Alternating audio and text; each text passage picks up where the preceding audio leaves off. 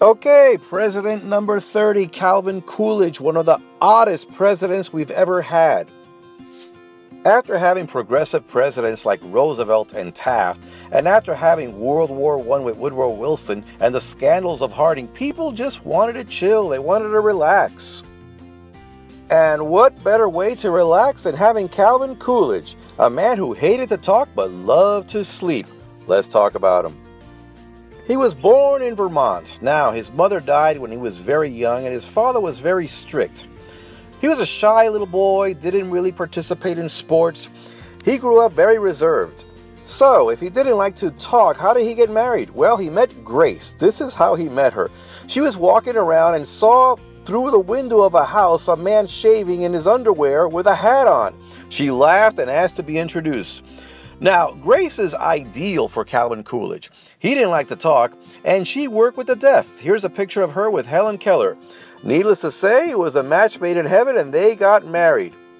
Now, as reserved as Calvin was, he was very stubborn and had a fierce temper, but she knew how to handle him. And they would use sign language in front of other people so nobody would know what they were talking about. Calvin moved to Massachusetts, worked his way up through politics, and became governor of the state. And one day there was a police strike. The police went on strike. Calvin said the police could not go on strike. He fired all of them and called in the National Guard to patrol the streets until they were able to hire new police officers. Well, this gave him national recognition. Well, President Warren Harding chose Coolidge to be his vice president. Harding died in 2 years, and Calvin Coolidge, when it happened, was vacationing in his father's house in Vermont. There was no telephone and no telegram. They had to send a messenger to let him know. When the messenger arrived, Calvin was upstairs sleeping. He put on his suit, asked his dad, who was Justice of the Peace, to give him the oath of office. So his father swore him in. Calvin went back upstairs and went to bed. So, Calvin Coolidge became 30th President of the United States. Calvin Coolidge believed the best presidency was an invisible presidency, where you pretty much did nothing. Well, he became an expert at this. Now, he did improve relationships with Mexico and pulled the troops out of Dominican Republic. He spoke about equality for blacks and for women's rights, but pretty much didn't really do anything. Now, Calvin Coolidge loved to sleep. He would go to bed at 10 o'clock, even if he was at a party. He would retire and go to bed at 10, get up at 8 a.m., work a few hours. Around noon or 1 o'clock, he would take an afternoon nap that lasted anywhere between 1 to 4 hours. Now, Coolidge did cut down taxes. He did this while he was awake, and he took a lot of regulations out of commerce. This led to a boom. 60% of the country now had electricity. People were now, well, buying now, paying later was like a new concept. More people had homes and cars. It was the roaring 20s. People felt a free-for-all after World War I. There was now the flapper. This was an independent woman and a new style, more revealing, more provocative. It was an exciting time, the time of jazz. Some people did warn that all this deregulation would lead to an economic bust, but nobody was really listening. It was an exciting time. Nobody wanted to be a party pooper. It was a time that Mickey Mouse made his first appearance in Steamboat Willie. It was also the time that Charles Lindbergh crossed the Atlantic by himself. Now, one group that really didn't get to participate in this economic boom was the farmer. Farmers were having a bad time. There was actually an overabundance of food, and their farm prices had dropped drastically. Well, Congress said we could give the farmer a subsidy to help them out, or we could buy the food from them and sell it overseas. Calvin Coolidge did not believe in price control. He didn't think the government should get involved at all.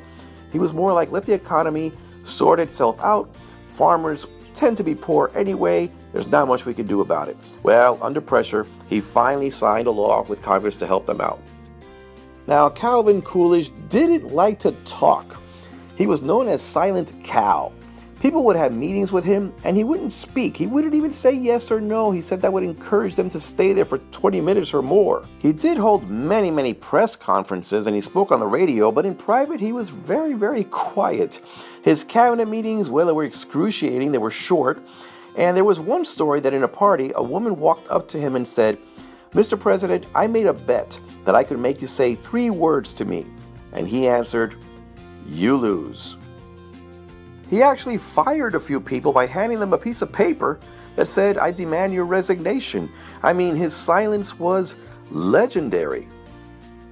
Now, his wife, Grace, was very vivacious and she was a charmer. But Calvin Coolidge was stubborn. Every day, though, he would have breakfast with one of the members of his cabinet to get to know them. But he always ate the same thing, waffles with maple syrup from Vermont. The cabinet members hated to have breakfast with President Coolidge because he wouldn't speak, not even then.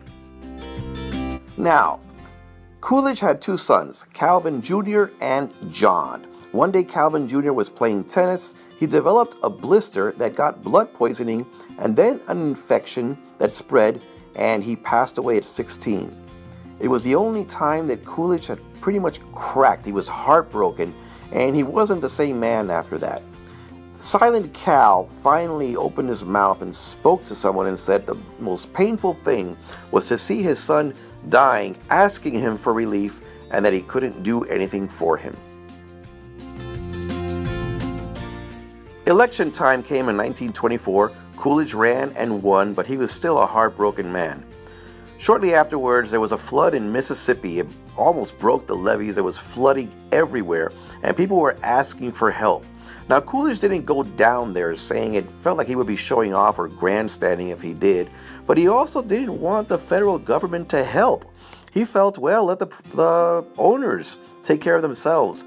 Well, under pressure, he finally decided to go along with Congress and have the federal government help in cases of disasters like flooding, but he was reluctant. Coolidge had a saying, if you see 10 problems coming at you, wait a little bit, 9 of them are going to fall in a ditch. Well, that might be true, but however, if you foresee the problems and try to stop them, you could avoid certain disasters. By this point, people were predicting a stock market crash. They even told Coolidge about it.